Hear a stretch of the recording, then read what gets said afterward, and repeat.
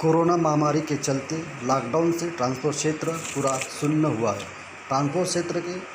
अमित खरवा से इस व्यवसाय की वास्तविकता जान लें।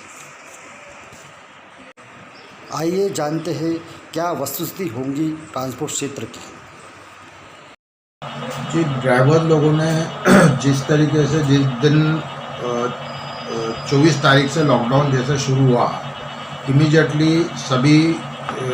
देश भर में सभी ढाबे और खाने के जितनी व्यवस्था थी वो सब ताबड़तोड़ बंद हो गई, जिसके कारण जो ड्राइवर्स रोड पे थे,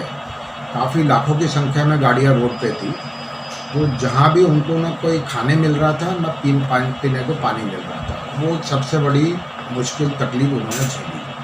जिसको लेके काफ़ी ड्राइवर वहाँ से चले गए, गाड़ियाँ छोड़ के या गाड़ियाँ पहुँचा के कहीं गाड़ी पहुँचा के अपने अपने गांव चले गए। बच्चे कुछ जो थे वो बाद में चले गए। इस तरीके से आज जो ड्राइवर्स की जो कमी है तो लगभग इंडस्ट्री में, नागपुर की इंडस्ट्री में मैं बता सकता हूँ, नेशनली क्या पता नहीं क्या आंकड़ा होगा, 70% के आसपास के ड्राइवर नहीं है।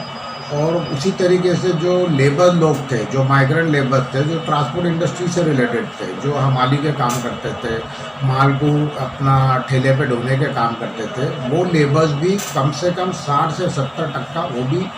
कमी है। तो खैर अभी इतना बिज़नेस चालू नहीं हुआ है,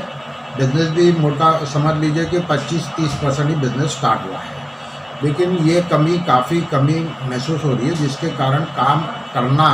वक्त सर बहुत मुश्किल जा रहा है और उसका कॉस्ट भी बढ़ गया है। जो काम पहले जो लेबर्स जो 2000 रुपया लेते थे, आज वो 4000 रुपया ले रहे हैं गाड़ी खाली करने का या भरने का। तो उसके अलावा भी सबको काम नहीं मिल रहा है, और काम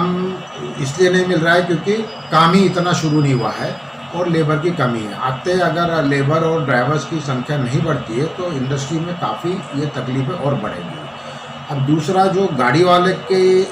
तरफ से अगर हम देखते हैं कि गाड़ी वालों को क्या, जो फ्लीट ओनर्स है या लॉरी ओनर्स है, सिंगल या 10 गाड़ी 5 गाड़ी जिसके पास भी है, उनकी 3-4 महीने से EMI उनके ऊपर चल रही है, उनके ऊपर रोड टैक्स चल रहा है, उनको पासिंग फिटनेस का जो भी पीरियड है वो चालू है, जबकि उनकी गाड़ी खड़ी है। तो राज्य सरकार उनको टैक्स में कुछ रियायत दे कि भाई उनका जो भी 3 महीने का जो टैक्स था उसको आगे और 6 महीने तक के टैक्स की उसको आगे प्रीपोन कर देवे या उसको माफ़ कर देवे। दूसरा, उसको जो पासिंग का भी जो उसका पीरियड जो लैप्स हुआ है गाड़ी खड़ी होने से, उसको भी आगे उसको एक्सटेंड कर सकती है चेक करने के बाद। तीसरी चीज़, उनकी जो EMI जो लैप्स हो गई है, जो EMI नहीं भर पाए हैं, उसके कारण जो फाइनेंस कंपनियों की गाड़ी खींच के लेके चली जाएगी। इसलिए सरकार को उनको उस EMI को माफ़ करके केंद्र सरकार उसको माफ़ी का कुछ प्रावधान करे कि उसमें उनको अगर 3 या 4 या 6 महीने की EMI माफ़ की जा सकती है तो वो प्रावधान करे, जिसको लेके उनकी कुछ हद तक लाइफ उनकी बच जाएगी, उनकी ज़िंदगी कुछ न कुछ पटरी पे आ जाएगी और धीरे धीरे वक्त के साथ साथ वो लोग भी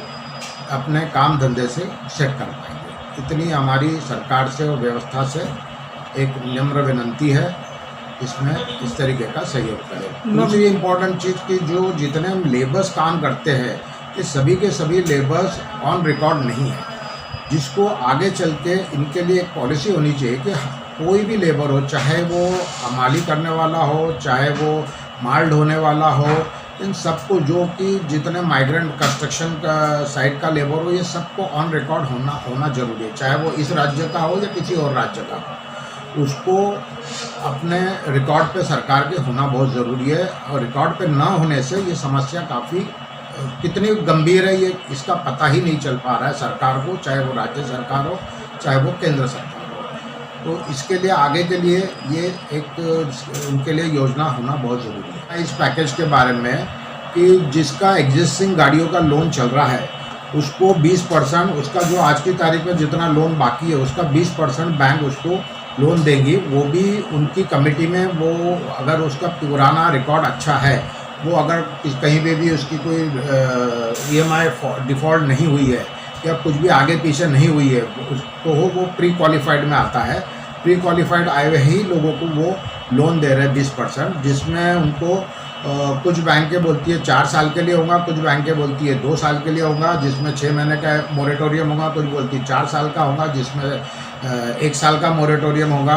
रेट ऑफ इंटरेस्ट सबके अलग अलग है। उसमें जो भी पैसा मिलेगा उस पैसे को वो किस तरीके से मिल पाएगा, उसको सबको मिल पाएगा कि नहीं मिल पाएगा। और आज की तारीख में जब बिज़नेस नहीं है तो मुझे लगता है कि सभी बैंकों का जो टेन्योर होना चाहिए वो मिनिमम 4 साल तो होना ही चाहिए, क्योंकि इतना जल्दी तो वो भी पैसा नहीं दे पाएगा। और ये जो मोरेटोरियम का पीरियड है उसमें उसको इंटरेस्ट देना पड़ रहा है कि जो उसको 6 महीने तक के इंटरेस्ट देना पड़ेगा। अगर सरकार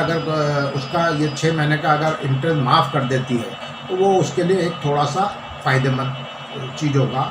जिसको वो चाहे तो वो कर सकती है और ये होने से उनको और सुविधा मिल सकती है। मेरा नाम है अमीन खारवा। मैं prime cargo movers and logistics private limited का मैनेजिंग डायरेक्टर हूँ। आज जो हमारे इस कोरोना की महामारी में जिस तरीके से हमारे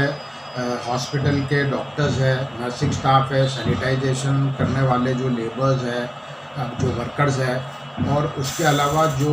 पुलिसकर्मी है, सिक्योरिटी पर्सनल है, प्लस जो सोशल वर्कर्स है, इन्होंने जिस तरीके से जो काम के आगे बढ़ के उनके लिए मैं उनके लिए काफ़ी धन्यवाद देता हूँ, कोटि कोटि धन्यवाद उनका। और उनके जिस तरीके से सरकार के माध्यमों से समझाया जा रहा है कि सोशल डिस्टेंसिंग सबसे अहम है, सोशल डिस्टेंसिंग अहम है, आपको मास्क पहनना अहम है, आपको सैनिटाइज करते रहना, आपका जहाँ रहते हो उसको साफ़ सुथरा रखना, हाइजीन स्टैंडर्ड मेंटेन करना, सैनिटाइजेशन करते रहना। इससे बहुत हद तक के हम इस बीमारी से बच सकते हैं। और जहाँ भी हेल्थ फैसिलिटीज़ कहाँ अवेलेबल है उसकी पूरी जानकारी रखना भी ज़रूरी है आज की